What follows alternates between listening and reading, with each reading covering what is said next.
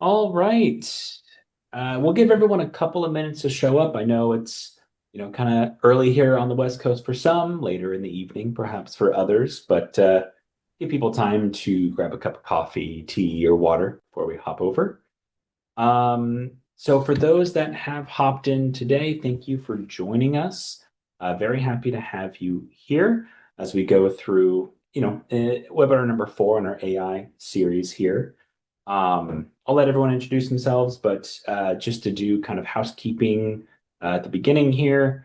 My name is Dominic Fresky, Director of Operations here at Openprise. I'll be here kind of in the background, so as you go through Q&A and any chat questions, anything like that, I'll be able to kind of facilitate and ask questions of our lovely presenters here. But do drop them in throughout the session here. We'll be keeping an eye on it as you go through. So we'll be able to get those in. And if there's anything we can't answer during, or if there's anything that needs some more detail, we can always do a follow-up with some more detailed answers as required. Additionally, there will be some links at the end for some extra resources.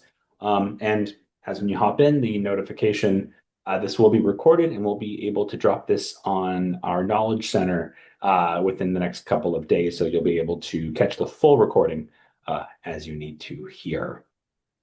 So we've got a couple of people trickling in, but I figure there's a lot of good content for us to review today. So I'm going to hand it off here to Alyssa and Gifford.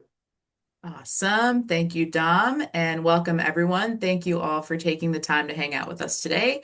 We have a great session prepared, so let's get into it. Over the last couple years, AI has gone from interesting experiment to why isn't this working yet pretty fast. So today we're going to walk through the most common ways AI projects go sideways and what to do differently so that you can be successful.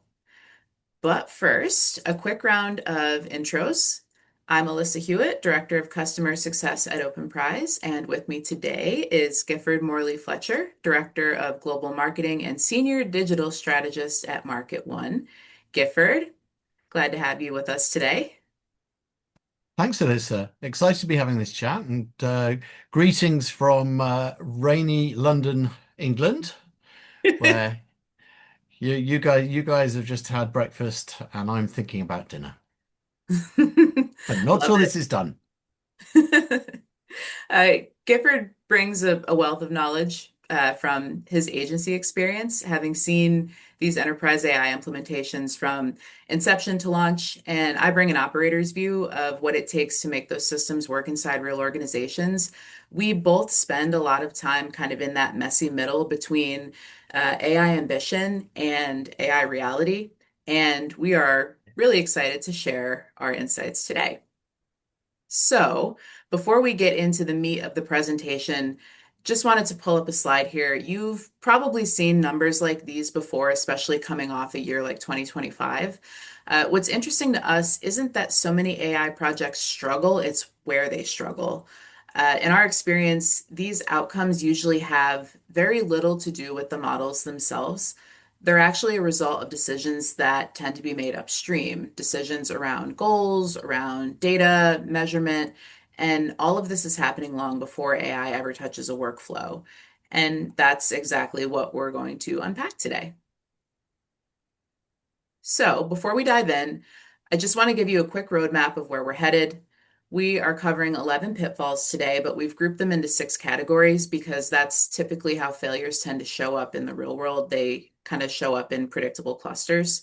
So, most teams aren't just hitting one problem. You'll notice that you're going to hit 2, 3, maybe even more. Our goal is to help you recognize these failure modes when you face them in your own work so you can be prepared to tackle them head on. And we're going to start with metrics because if you don't know what you're trying to change, everything that comes after that gets harder. So, regardless of how good the tech is, if you don't know where you're going, it's going to be hard to find success.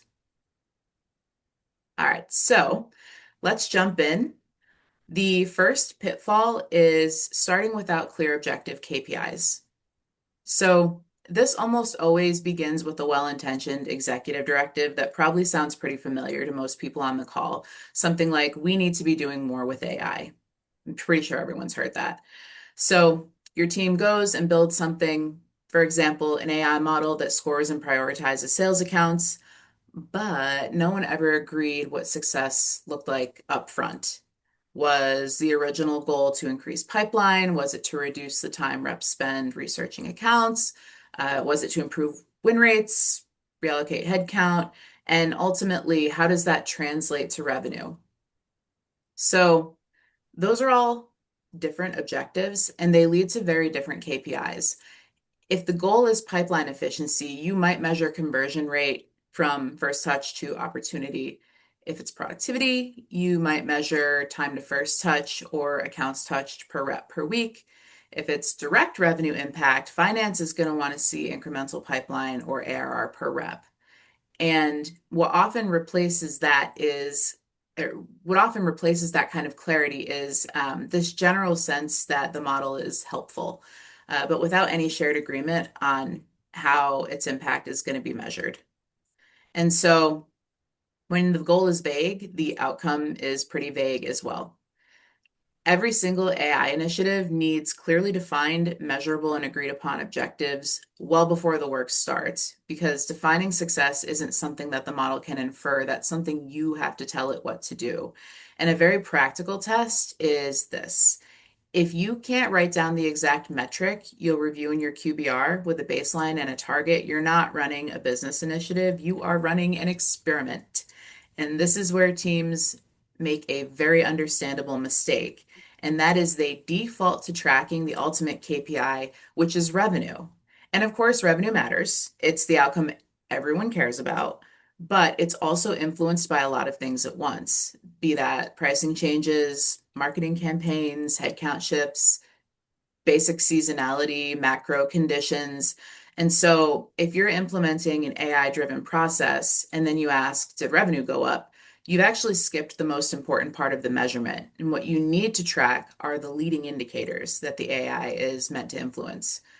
If the AI initiative is designed to improve account prioritization, that means tracking things like conversion rate, time to first touch, or deal velocity, because those are the levers the model is actually pulling. And here is why that distinction matters. You can have a situation where AI is doing its job. The reps are getting faster, conversion rates are improving, but elsewhere in the org, another initiative is affecting the company negatively, and that's having an impact on revenue. And if you're only looking at revenue, it's going to look like the AI initiative failed. You might shut down a program that's actually working.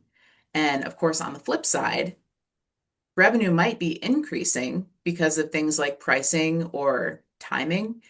And the AI might get credit even though it didn't meaningfully improve the process it was meant to support. And that's a false positive. So think of it this way. Revenue tells you what happened, but leading KPIs tell you why it happened. And if you don't separate those two, you can't make good decisions. Now, even teams that define the right KPIs tend to fall into the next trap. So pitfall number two is assuming measurement can come later. And it's a very human instinct to kind of say, let's just get it working. We'll measure it once we see how it starts to behave. Everyone kind of wants to move quickly in this day and age. That approach works especially poorly with AI. Using kind of the same prioritization example as before, proper measurement requires something very specific, and that is a control. You need to compare accounts prioritized by the model against those that weren't, and over a defined window of time in order to track things like conversion rate differences, deal velocity shifts, and if there's a funnel drop off. And without this setup, teams tend to fall back on anecdotes. You might have one rep who kind of loves what's going on, another one completely ignores it, they're checked out. The manager may check the results once a quarter. And meanwhile, the model is slowly drifting. Inputs are changing, your data freshness degrades kind of naturally, and rankings slowly and consistently get worse. And because there's no continuous measurement, none of that is visible until the whole thing's gone off the rails. So by the time leadership notices, trust is eroded, and all the productivity gains that were promised kind of by this project from the start are completely gone. So the fix here, fairly simple. You want to design scalable measurement into the planning stage. KPIs are not just for reporting, they are actually control mechanisms, and they tell you where to invest, what to fix, and whether the AI is still doing its job, the one that you built it to do. So if measurement isn't built in from day one, you don't just lose visibility, you're going to lose the ability to intervene when it counts, and that's before it starts causing damage. So across both these pitfalls, the major theme is discipline. There's kind of 2 points here. The first is you need clear objectives that tell AI what the problem is to solve. And then you need measurement because that tells you if it's working. And that sets up the next category perfectly because even the best metrics in the world won't help if the underlying data can't support them. And for that, I will hand it over to Gifford. Thank you, Alyssa. And I couldn't agree more about measurement and all and reporting, etc. I know it's a cliche, a well-used cliche, but fail to plan, plan to fail. It fits 100% there. Okay, so it's my turn to talk about data because this is where a lot of AI strategies look strong on paper, but then struggle once they meet reality. And it's time for another cliche. As you may notice from the image on the slide, garbage in, garbage out, an expression I'm sure you've heard before as well, Alyssa. And that takes us to our third pitfall, assuming critical data is accessible. Let's start with an example, something that we see across many organizations. I think you already mentioned the idea of account or lead scoring. So let's take that. Okay, for this, the AI vision should sound pretty straightforward. We'll score accounts based on firmographics, intent, engagement, and historical revenue. Now, on paper, you'd probably all agree that all of that data exists. In practice, and this is fairly consistent across industries, it tends to be spread across multiple systems. You've got your firmographics living in the CRM, but often incomplete. Intent data sits with third-party vendors and comes with usage constraints. Historical revenue lives in finance systems that don't expose clean APIs. And then just when you thought you were safe, legal comes along and they've got views on what data you can and cannot combine. So the model is built assuming full coverage, but only a portion of the data ends up actually being available at scale. And you can probably guess the outcome. A scoring model that works in some cases, but not others. Certain accounts score well, others are missing key inputs. And what happens then? Sales confidence drops. Marketing starts overwriting scores, and the AI ends up taking the blame, even though the underlying issue was actually data access. There's nothing wrong with the AI. And that's the point. The idea wasn't flawed at all. It's just that the AI doesn't care whether data exists in theory. It cares whether it's accessible, usable, and reliable at scale. Now, even if the data is accessible, there's usually another issue lurking in the shadows, and that takes us to pitfall number 4, ignoring data quality debt. Now, what do I mean by that? Most organizations are carrying years of data baggage, duplicates, outdated records, missing fields, to mention a few. And at MarketOne, we regularly see organizations where 30 to 40% of contact records are missing job files, or company names aren't standardized. For example, let's take Microsoft against Microsoft Corporation versus MSFT, or industry classifications use 5 different taxonomies across systems. Those are just some examples. I'm sure you've all seen others. Now, a human looking at VP marketing and vice president, marketing knows these are the same thing. AI doesn't. It will treat them as distinct values unless you've explicitly taught it otherwise. So when that scoring model I mentioned earlier tries to classify seniority, you've got a problem because it's making decisions based on inconsistent inputs. And again, the model's not broken. The foundation it's built on was never solid enough. Now, people often sense that something isn't quite right, even if they can't immediately explain why. And at that point, trust again starts to evaporate, not because the model is broken, but because the inputs were never strong enough to support it. So what can you do about this? Well, what we've consistently seen work is running a data quality audit early and deciding which data points actually matter and fixing them. For higher impact projects, that usually means one of two approaches, either investing in data cleanup or enrichment in parallel, or deliberately narrowing the scope so expectations remain realistic. What doesn't tend to work, you'd not be surprised to hear, is assuming data quality will resolve itself over time, or worse, that AI will just know what to do with it. It won't.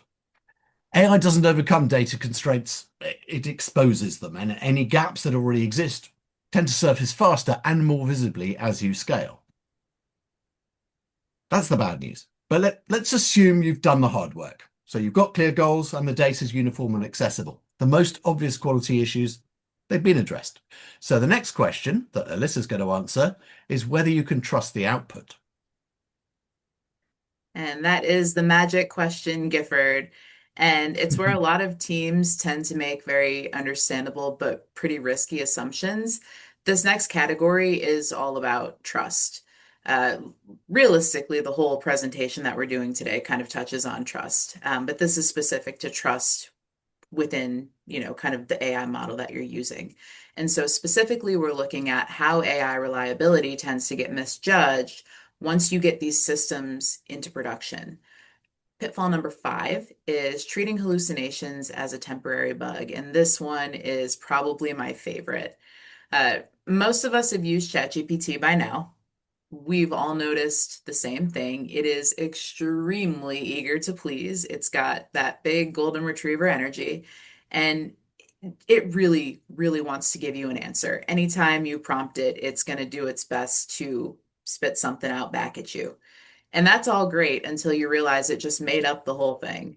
And so here's a very important clarification about generative AI. So these systems like ChatGPT, Gemini, Grok, Claude, and the gang, these are all predictive models. They are not deterministic. They don't retrieve a single correct answer from a rule set the way that a database workflow engine would. They estimate what the most likely next answer should be based on the patterns learned during training. And that's why the same prompt can produce different responses. Go ahead and try it if you haven't already. You can have different people ask the same question and you're going to get different things back from the same exact model. So that's why ultimately confidence coming from these models doesn't equal correctness. And we can't, you have to be very careful not to confuse that. The very real consequence of this is that predictive systems are optimized to always respond, like we said. They are designed to produce something plausible, not to decide whether an answer should exist at all. So, hallucinations are not a glitch where the system malfunctions. It's actually the natural outcome of how these models are designed to behave. And that is not something that is going to get patched out in a future release. So, when AI gets something wrong, it certainly doesn't hesitate. It gives you that answer with the same gusto it uses when it's right. And at a 15 to 20% error rate, the real risk isn't obvious failure, it's plausible failure. It's important to remember. So, after being burned one too many times, what we see happen is teams tend to start to overcompensate and they'll start to reintroduce manual review cycles. Humans start checking everything. At that point, whatever scale or efficiency you were hoping for, out the window. So, the takeaway here is not don't use AI, you can't trust it. It's to recognize hallucination as a feature, not a bug, and to act accordingly. And you have to decide up front, is this level of uncertainty acceptable for this use case? And if it isn't, what orchestration or guardrails, whether it's human or system based, are required to make it reliable? Which naturally leads us to our next pitfall, which is number 6, expecting AI to validate itself. This one is a little bit more subtle, and I think that's ultimately why it tends to be a bit more common because it's less noticeable. What actually happens here usually isn't just blind trust on the part of a person or teams. It's that validation slowly disappears from the process over time. So early on in a project, teams are pretty careful You're evaluating and comparing AI outputs side to side with known results. You're spot checking your edge cases, sanity checking recommendations, and it works. Everyone's happy. But over time, those checks start to disappear kind of naturally. People kind of get back on with their, whatever other projects they're working on. And this doesn't happen because anyone made a conscious decision to stop validating. It's just because the system appears to be working. So why babysit it? The problem, though, is that AI can't tell you whether it's correct, and it certainly can't tell you if it's correct for your business. So it has no understanding of which mistakes are survivable and which ones aren't. And when an AI system is confidently wrong, it's not about to tell on itself. And honestly, it probably doesn't even know it's wrong. So you can't really trust it to self-identify in that way.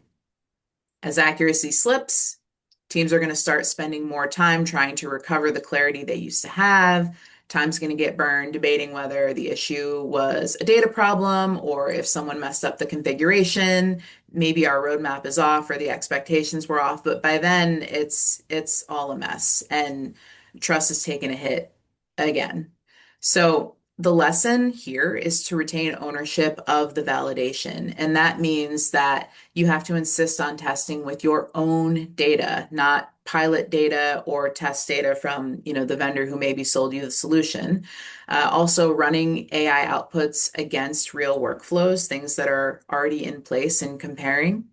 And continuously checking the edge cases that you already know exist, and this is important, while also identifying new ones. This is where AI works best, honestly, inside a system of checks. You're going to need to combine human judgment, rules-based workflows, and the AI. And when they're all working together, that's when you kind of tap into the true power of AI.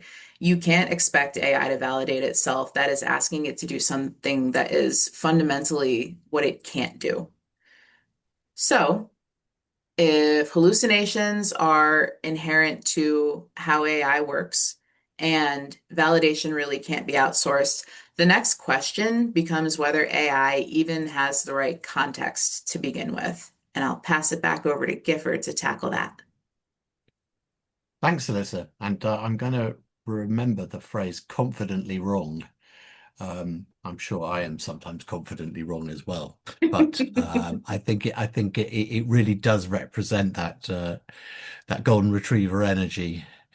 Yes, I can assure you it's like that. One of the things that does become very clear once AI is in production is that poor performance is almost always a context problem. So when people talk about AI working well, what they usually mean is that it's got the right information at the right moment. What tends to get underestimated is how much effort that actually requires, getting that right information and keeping it right. And so our seventh pitfall is under-resourcing context engineering. A common assumption is that if you get your prompt right, the system will figure out the rest. But in practice, prompt engineering is actually the easy part. Context engineering is where most of the real world sits. And this is something I've learned the hard way. Not all AI decisions are equal, even if they're delivered with that same golden retriever energy. When you're drafting email subject lines or summarizing meeting notes, Gen AI is great. It's creative, it's fast, and if it's not perfect, the stakes are low and you can fix it, and you're probably going to review it. But when you're routing leads to the sales team or scoring accounts for ABM programs or deciding which contacts get added to a campaign, mostly right, that's not going to cut it. Sales needs to trust that routing logic, and marketing needs to know that scoring is consistent. And this is where understanding determinative AI becomes critical. And you mentioned determinative earlier. Unlike generative AI, which predicts the next most likely token, determinative AI applies explicit business rules and decision trees that you define. And if you haven't heard a lot about determinative AI, you will start to hear it being talked about as much as generative AI because it is key. So for context engineering, the strategic question isn't just what data do we feed the model, it's which decisions require creativity versus consistency. So The way I like to think of it is this: you use generative AI when you need variation, creativity, summarization, that kind of thing. Whilst determinative AI, you use it when you need classification, so scoring, routing, anywhere consistency matters more than creativity. And then, of course, you can orchestrate both when you want generative AI to suggest and determinative AI to validate. The human judgment required here is understanding which approach fits which business problem. You can't automate that strategic decision away. For real business use cases, context lives across multiple systems. Again, we mentioned the multiple systems before: CRM data, product usage, contract terms, support history, industry information, for example. Timing matters, freshness matters, relevance matters.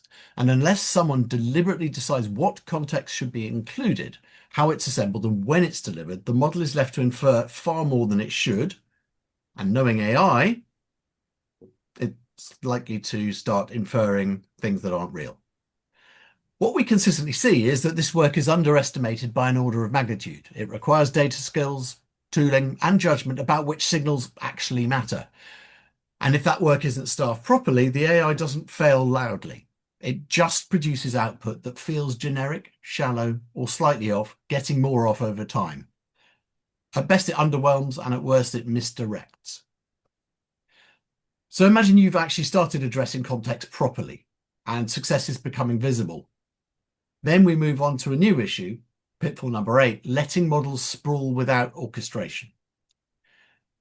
Now, this usually doesn't start out as a problem. One team gets a use case working. It becomes a shiny thing, and then another team decides to build something similar, so they can have a shiny thing too.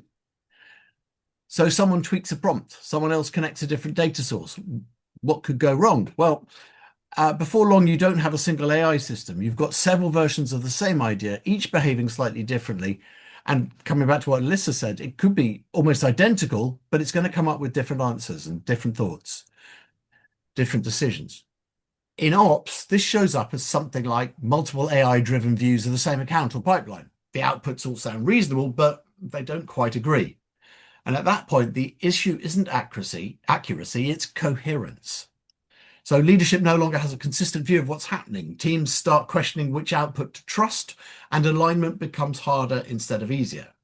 Here's where human orchestration becomes negotiable, or as we often call it, it's a form of air traffic control, which for anybody who's worked previously, who is or has used marketing automation platforms, for instance, that air traffic control is key. You need to know where certain elements are at all times. And you need someone, usually in RevOps or marketing ops, who can answer and define questions like, which AI models are we actually running? What business questions is each one answering? Where do their outputs conflict? And which one has governance authority when they disagree? And this isn't a job for AI to figure out either. It's a governance framework that requires human judgment about business priorities, risk tolerance, and operational reality.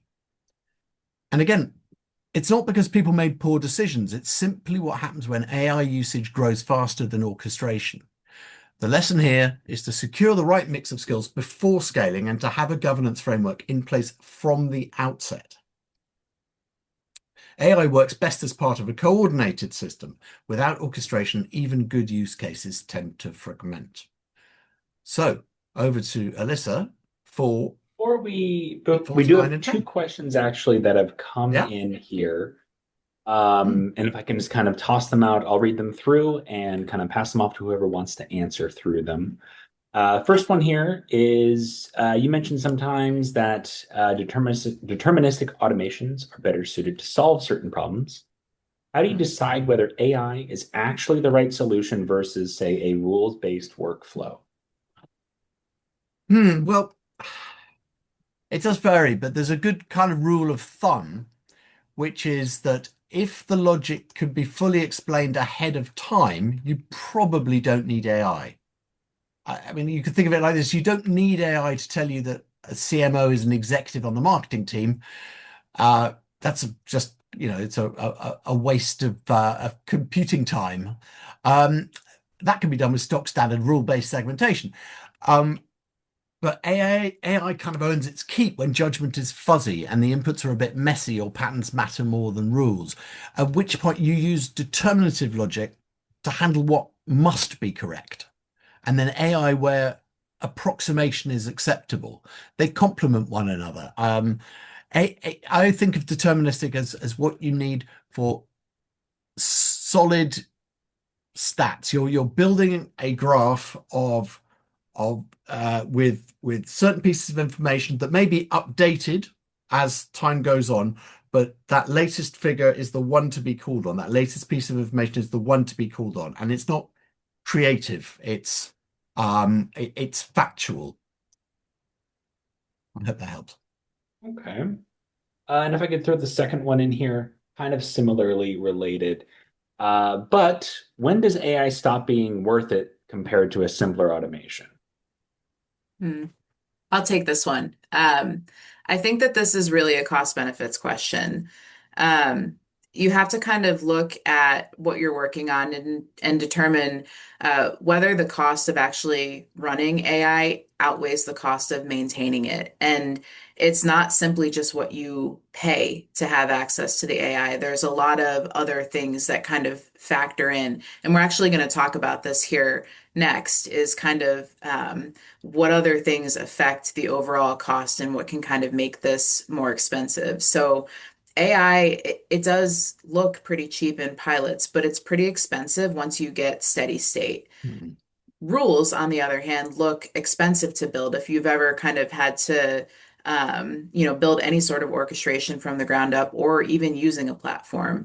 But it's fairly cheap to operate once you get things up and running. So generally, the mistake that teams are making is you're comparing what you're seeing in a pilot to ultimately what a sort of mature rules-based system is already giving you. And it can be pretty deceptive. So you need to be prepared to really compare steady state to steady state. Otherwise, you're probably going to wind up picking the wrong thing.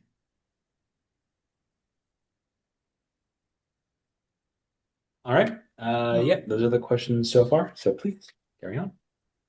All right. So that takes us to our next section. And like I said, that question actually it segues really nicely into what we're going to cover in this grouping. So once AI moves out of experimentation and starts to get into real workflows, you get two very practical speed bumps that tend to pop up quickly.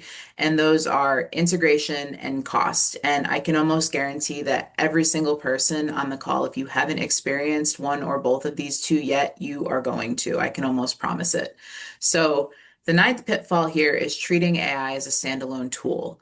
Uh, AI is flexible by design. Gifford has covered this. It produces language, not structure, and that's really powerful until you have to hand that output to systems that expect schemas and formatting and consistency.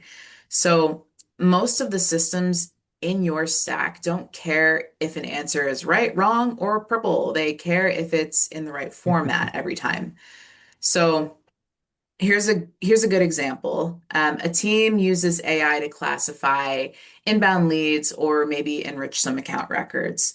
The output that they get is technically correct, but instead of returning a clean value like mid-market or enterprise, the model returns a sentence explaining why it thinks the account belongs in a certain segment. Now, Salesforce doesn't care how thoughtful or correct that explanation is. There's no brownie points for that. What it cares about is if the field contains one of three allowed values. So then the record fails validation, that workflow breaks, and downstream automations don't fire, and now people are ticked off. So what ends up happening then is someone adds a manual review step. Someone writes a quick script to clean up the output. Someone else just copies and pastes the right value to keep things moving along. So, what you often end up with are these brittle integrations where the downstream systems start rejecting outputs, and suddenly people are hacking together workarounds just so that nobody yells. And at that point, AI isn't accelerating anything, it's literally just adding friction. So until agent frameworks and standardized context mechanisms mature, AI needs to be surrounded by non-AI infrastructure. And that is validation layers, that's rules, guardrails. These are the things that are required to make it reliable inside your existing stack.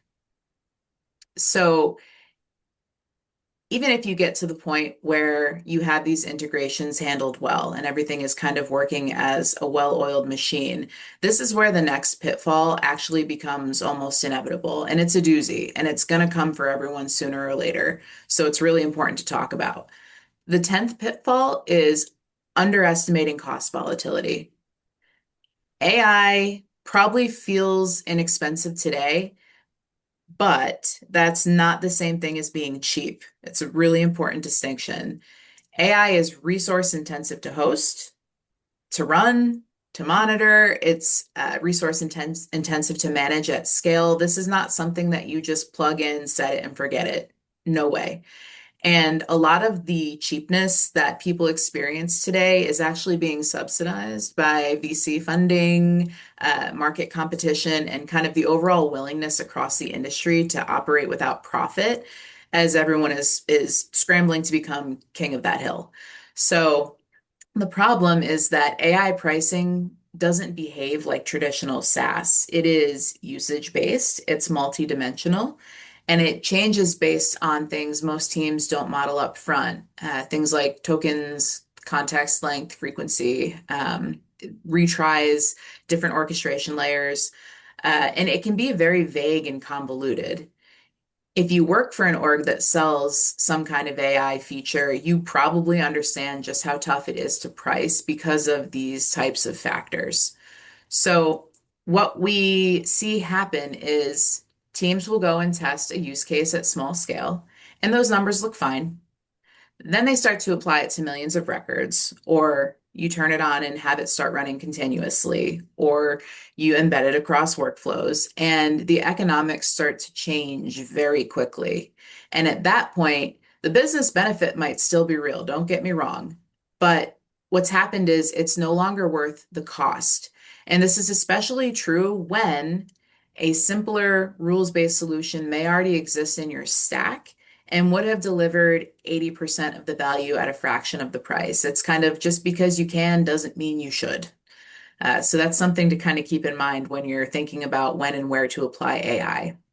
Once it becomes deeply embedded across your workflows, even a small pricing change from vendors can have an outsized impact. Think about how that can compound. A minor increase per request cost multiplied across constant usage, that becomes a very material line item. So those dependencies, they're pretty hard to unwind, both technically and organizationally. You can think about once you kind of get things operating, especially if they are very interwoven, if you have to kind of unpick that and figure out how to put it all back together without a very expensive tool like the AI that you were using, it can be very problematic. So all of this to say, none of it is meant to scare you away from AI. Completely the opposite. What it's meant to help you do is avoid making the kinds of mistakes that make teams abandon AI before you ever get to see the upside. And the caution here is actually pretty simple, uh, but it's a lot of due diligence. You have to make sure that you're modeling your costs early and that you stress test assumptions about scale. Remember, the pilot, the sample size, that's not what you're looking at here. You need to factor in kind of your entire data ecosystem. And you have to be honest about ROI before AI becomes critical infrastructure because it is very hard to undo once it's plugged in. So, once AI is integrated into your stack and all the costs are understood and it's operating at scale, the final set of risks actually isn't technical, it is human. And that's what this last category is about. And Gifford will tell you all about it. Thank you. Just before I go there, so what you're telling me is that the AI agent I built to tell me the time isn't really very efficient use of AI. No, not so much. Oh, okay. Okay, I'll try another one. Okay, so at this stage, Most AI initiatives, they're not failing because the technology can't do the job. They're struggling because of how decisions get made around it. So our 11th pitfall is trusting demos and roadmaps over reality. So demos, obviously they're designed to be impressive. We want to show off. Roadmaps, they're always optimistic. Neither of them reflect what it actually takes to run AI in production over time. And I find that what tends to catch teams off guard is how much operational overhead shows up after the initial deployment. Models evolve, behavior shifts, and prompts that worked last quarter suddenly need rework. Teams often end up, therefore, running multiple models at once, some optimized for cost, others for performance, maybe some for stability. And what looks like a single product decision becomes an orchestration problem very quickly. This is usually the moment teams realize they didn't just adopt an AI feature, they took on an operational commitment, and it's important to plan for that reality up front. So we've learned to ask vendors 3 questions before running any proof of concept. Question 1, show me how this handles duplicate records, because that's reality in every CRM, and it's reality when you set up that CRM. So none of this is rocket science, by the way. Walk me through what happens when data is missing. Yeah, data again, garbage in, garbage out. And how do you handle conflicts between this and our existing lead scoring? Because we're not ripping out everything to adopt one AI feature. The vendors that can answer these questions specifically, with examples from their data layer, not just their demo environment, they're the ones worth a deeper conversation.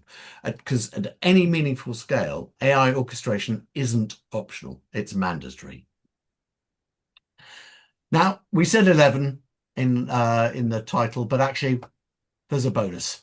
So one final pitfall, which is assuming AI requires minimal skills. There's a temptation to treat AI as something junior teams can experiment with and figure out as they go. Hire someone smart, give them access, see what happens. Off you go on, come back when you've done it. The issue here isn't about intelligence, it's judgment, as I obviously didn't show with my AI clock. Generative AI collapses a lot of responsibility into a single layer. Instructions, data, and behavior are all tightly coupled. So small mistakes, unclear assumptions, missing context, poor boundaries, all of that can turn into real risk. And this is where concerns like prompt injection, I think of it as prompt hacking, sensitive data exposure, and unintended behavior start to matter. And this isn't just theoretical. In 2025, security researchers disclosed a prompt injection vulnerability in a major enterprise AI agent platform that could be triggered with minimal effort and potentially exfiltrate sensitive CRM data. Another research disclosure showed a zero-click prompt injection attack in a productivity AI assistant that could leak data without any user interaction. These are quite serious cybersecurity risks, and they're not solved by writing better prompts.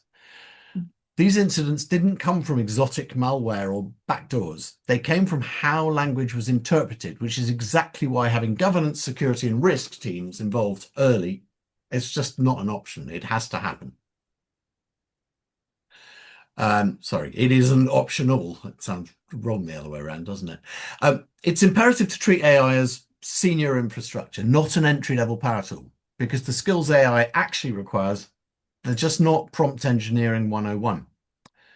So what you really need is business process expertise, understanding what good output looks like, data literacy, knowing when data quality will break the model, risk assessment, probably the most important of all, recognizing when AI is appropriate versus when rules-based logic is safer, but also continuous validation, not just launching and assuming it works.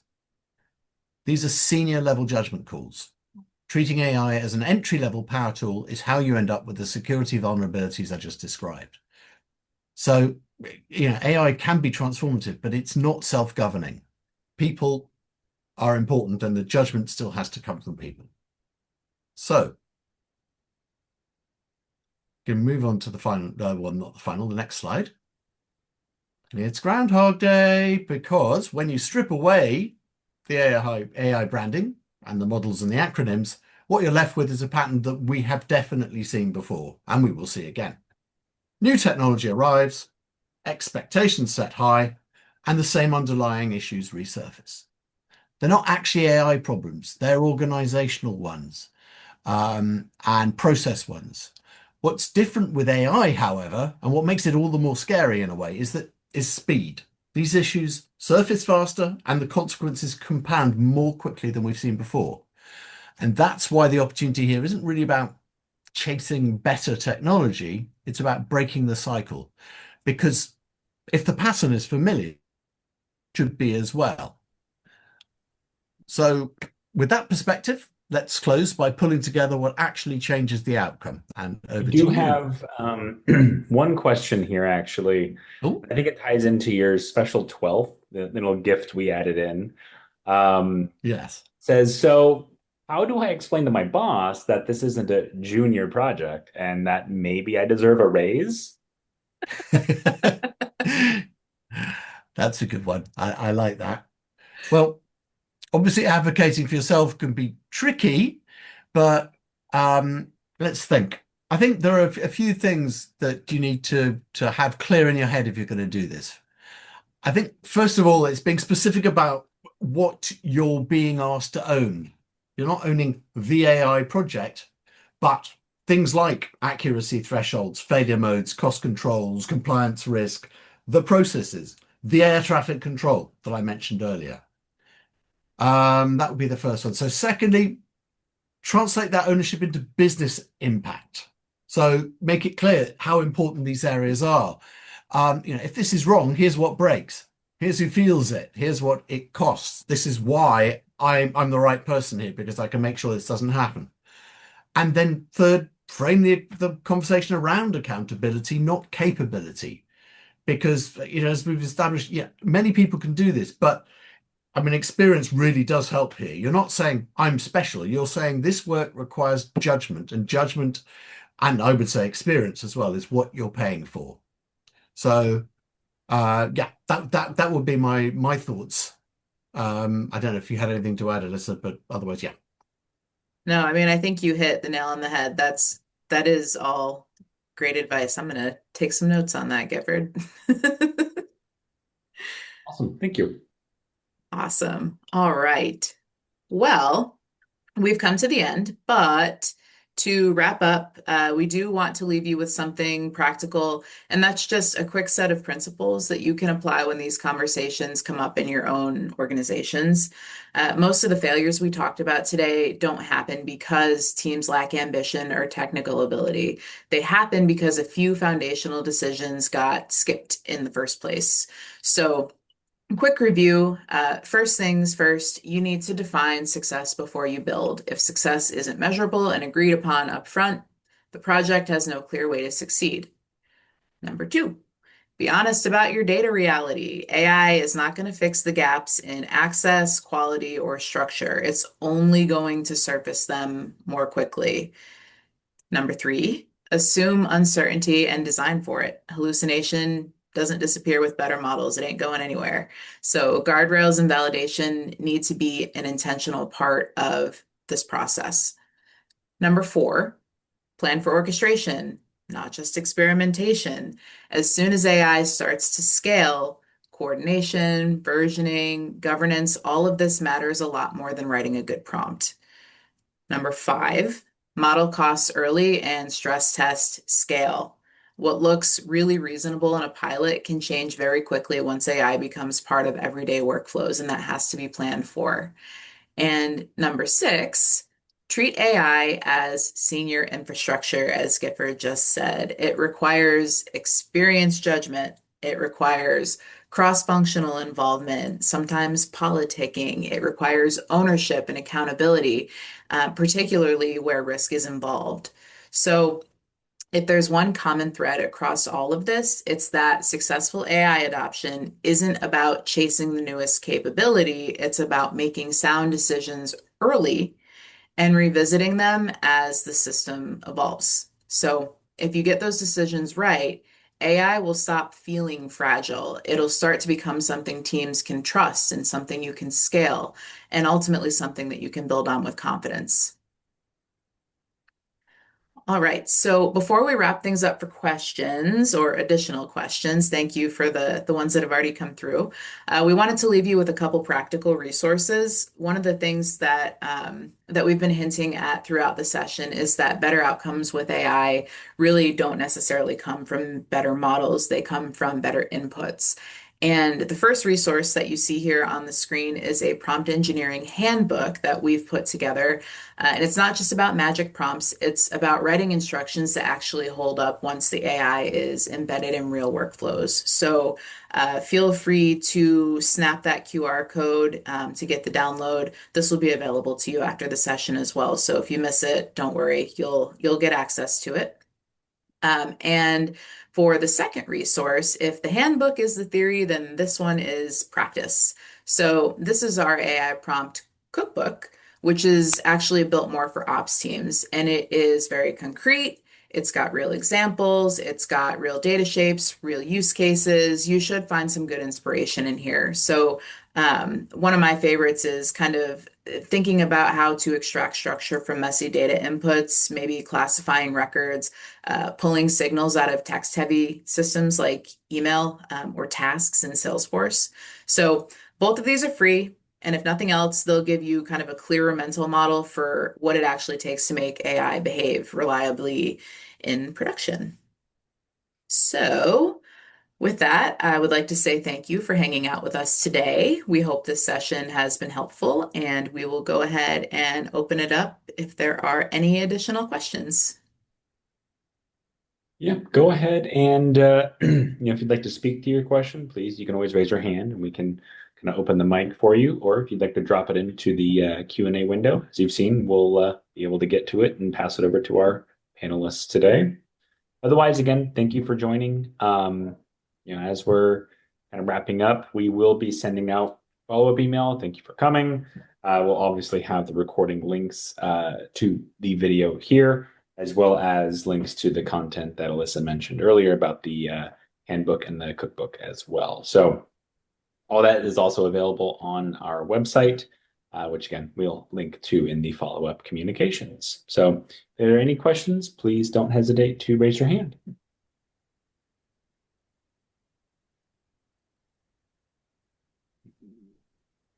Everyone knows exactly what they're going to do.